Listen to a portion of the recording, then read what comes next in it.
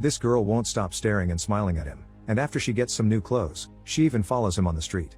Moments later, Jiro goes to the same restaurant he visits every year to have noodles because his grandmother had taught him having noodles on your birthday would bless you with a long life. While he's eating, the girl shows up and sits at his table, where she orders a bunch of dishes for herself. A group of students at another table is celebrating a guy's birthday by smashing his face on the cake, and this prompts the girl to admit it's her birthday as well. After she and Jiro congratulate each other, the waiter brings all the dishes she ordered, and Jiro can only watch in shock how the girl eats absolutely everything without hesitation. The final bill is quite expensive, but the girl promises to take care of it and sends Jiro outside. But seconds later, Jiro learns that the girl's method is to run without paying. The pair runs downtown, where they steal a couple of apples from a seller's basket to enjoy the juicy taste, but their glee is interrupted when the waiter shows up and sends a cop after them. The chase begins again, and this time, Jiro and the girl sneak inside a theater to steal some costumes. While the cop mistakenly chases after a pair of actors, Jiro and the girl get to escape safely. Eventually the pair goes to Jiro's apartment, where the girl throws a rock at Jiro's window before she begins crying. She explains it was on this balcony that a guy kissed her before saying he didn't like her anymore, that she ate too much, acted crazy, and that he didn't want to see her again.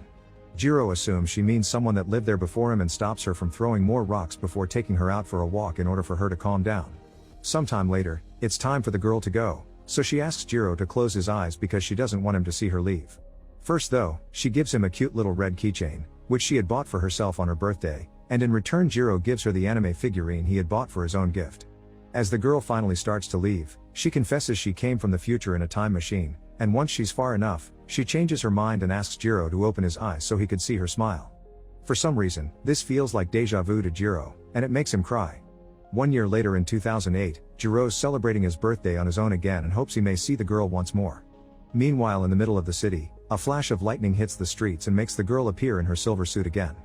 However this time she's acting pretty different, her movements are stiff and her eyes are glowing. As she walks down the block, she comes across 3 thugs that try to harass her, but she surprises them by displaying a variety of powers that she uses to beat them up, like super strength, super speed, and sharp hair. After asking one of the thugs for the date, the girl goes to the mall to steal some shoes and clothes. When the clerks try to stop her, she knocks them out with tasting vision, and when a cop comes after her, she pretends to be a mannequin on display. Afterward she steals a cake and some flowers before rushing to the restaurant where Jiro is having his usual noodles to surprise him with the gifts. Jiro's very happy to see her, but he quickly gets confused when he notices how stiff and awkward her mannerisms are. Remembering the group of students they saw last year, the girl pushes Jiro's face into the cake, but before he can protest, something shocking happens. One of the clients turns out to be a crazy shooter that begins firing his weapon all over the restaurant. The girl seems to be expecting this and moves Jiro out of the bullet's way before approaching the shooter and beating him up.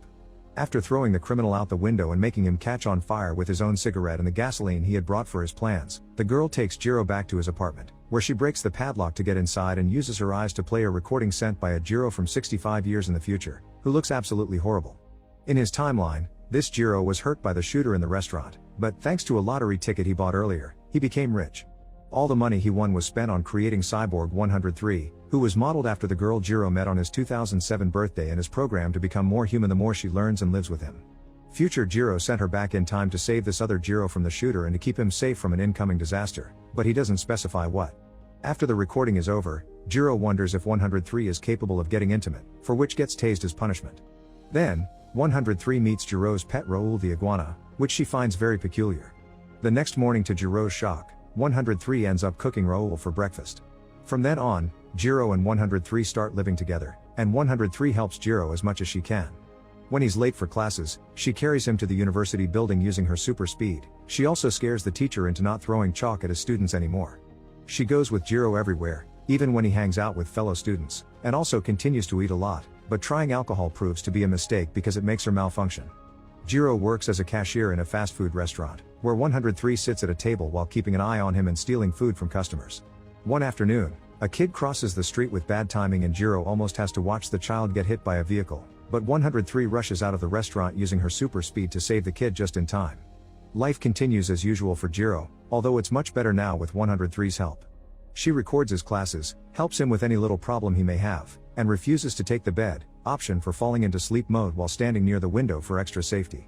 In return, Jiro buys her food, lots of cute outfits, and teaches her how to have fun. One morning, Jiro wakes up to find 103 covered in ash, but she doesn't explain why. He quickly gets his answer when he turns on the TV and watches the news, which shows a bunch of kids that were saved from a fire by a mysterious hero. Afterward, 103 asks Jiro to visit his hometown. Jiro doesn't see the point because his village had been razed by an earthquake when he was young, but 103 insists he should do it anyway, explaining old Jiro from the other timeline regretted never going back when he died of old age. Met with the idea of how fragile life is, Jiro begins crying and accepts to go. 103 takes him there on a bus that does something funny on the way, and she makes him promise not to speak to anyone in the village once they arrive. Jiro is shocked to find his hometown exactly as he remembers it, including the people. His friends still look like kids and the old people are still alive. Keeping his mouth shut as promised, Jiro enjoys watching the traditional festival and eventually sees himself as a child, finally understanding that 103 has brought him back in time. He also gets to see his first Raoul, who was a cat, and his grandmother, who raised him as his own kid. Later in life Jiro learned that his grandmother was actually his mother, but she had him as an older woman so she pretended to be his grandmother to avoid the scandal. Little Jiro is hiding a time capsule in the garden, thus present Jiro recovers it to find a family picture with a message from his younger self reminding him to become a great scientist. Thinking about messages from the future, Jiro asks 103 to tell his older self thank you when she returns, and while 103 accepts, she looks sad and hesitant. At the end of the trip, 103 gives Jiro a piggy ride the same way his grandmother used to.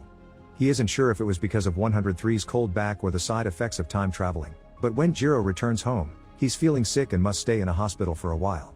103 stays by the window in this room the same way she used to do at home, and as Jiro watches her, he realizes he's starting to fall in love with her. One morning, Jiro turns on the news and watches how 103 saves a group of teachers and students from a mad shooter that broke into a school to take hostages. When 103 returns to the hospital room, Jiro hugs her as thanks, and 103 finally explains why she keeps saving people. The kid on the street, the fire, and this school shooter were all deaths that future Jiro had to watch and left a very painful mark on him, so he asked 103 to save present Jiro from having to go through to the same. In the evening, the pair returns home and while watching the stars on the balcony, Jiro kisses 103. She doesn't mind, but she admits she doesn't feel anything either, which makes Jiro angry and he refuses to try again when 103 offers. Later when 103 has entered sleep mode, Jiro apologizes to her, but he's still unsure of what to do. He knows he shouldn't expect human things from her, but he wishes that if she can't express love, she would at least say she can feel his heart. Living with 103 while being in love with her becomes very frustrating for Jiro and his feelings, so he decides to go dancing with another girl to try to make her jealous. This ends up backfiring on him because a guy asks 103 to dance with him instead, and since 103 is so good at doing the robot, she gets the attention of everyone in the club, thus Jiro becomes the jealous one in the end. Irritated, Jiro leaves the club with his dancing partner, telling her 103 is his bodyguard to avoid the girl minding the cyborg following them everywhere. When Jiro kisses this girl, he's slapped for being too forward with someone he just met, and this triggers 103 into coming to his defense. She throws the girl into a water fountain, explaining it's because she hit Jiro, but Jiro accuses 103 of being jealous. He's quite drunk at the moment and not thinking straight, so after throwing up on the floor, he asks 103 to stop following him. He's tired of how much she eats, how hard she hits, and he doesn't like her anymore, meaning he doesn't want to see her ever again. For his final goodbye, Jiro makes 103 close her eyes in order for him to leave without her knowing where. The following morning, Jiro regrets everything he said and blames it on the alcohol, but he can't apologize because 103 isn't around anymore. His life becomes boring once more, and his teacher can now bully him again because nobody will protect him. Jiro can't stop missing 103 all the time, especially when he notices the details she left behind, like bringing Raoul the cat from the past so Jiro can have a new pet. One afternoon, a very strong earthquake hits the city. As Jiro's building starts crumbling down, he thinks he's going to die, but 103 appears just in time to save him. Jiro hugs her as thanks, expressing how much he's missed her, but there's no time for feelings. They need to reach a safe place because the whole city is being utterly destroyed. As they run away, 103 makes sure to keep Jiro safe, even pushing away a truck when one almost runs over them. However, when a building falls down, it's too much weight for even 103, and after pushing Jiro away she ends up trapped under all the debris. Jiro falls into a crater and barely manages to hold onto a broken pipe to avoid death, but 103 can hear his pleas for help and decides to pull a desperate tactic to save him. Since she can't take her whole body out from under the debris, she breaks it in two and drags the upper half through the ground to reach the crater. Thankfully she still has enough strength left to pull Jiro up and save him, but this isn't over yet. Jiro needs to leave without her because it's too dangerous. Jiro refuses, but after admitting she can indeed feel his heart, 103 pushes him away again before more debris falls on top of her. Having no other choice, Jiro goes away, and he doesn't return until sometime later when the area has been secured and all the citizens are coming back to see if they can recover any belongings. Jiro digs around until he can find what is left of 103, who isn't working anymore, but he doesn't care. Like the Jiro from the other timeline, this one wins the lottery as well, and he dedicates his life to rebuilding 103.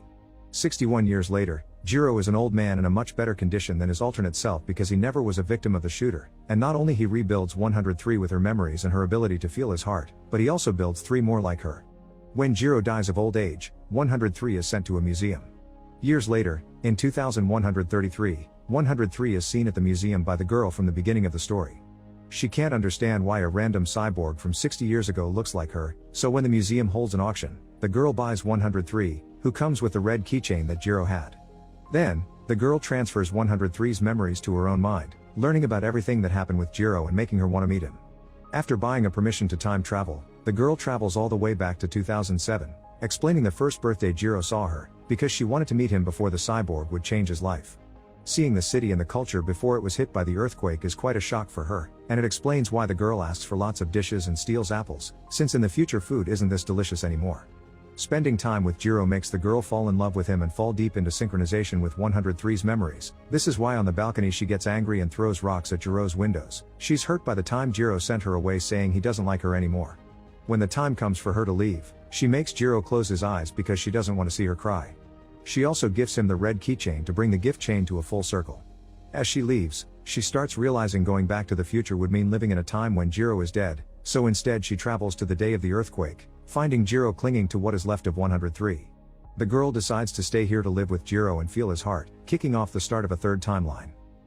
Make sure to subscribe and turn on notifications so you can watch more videos like this. Thanks for watching.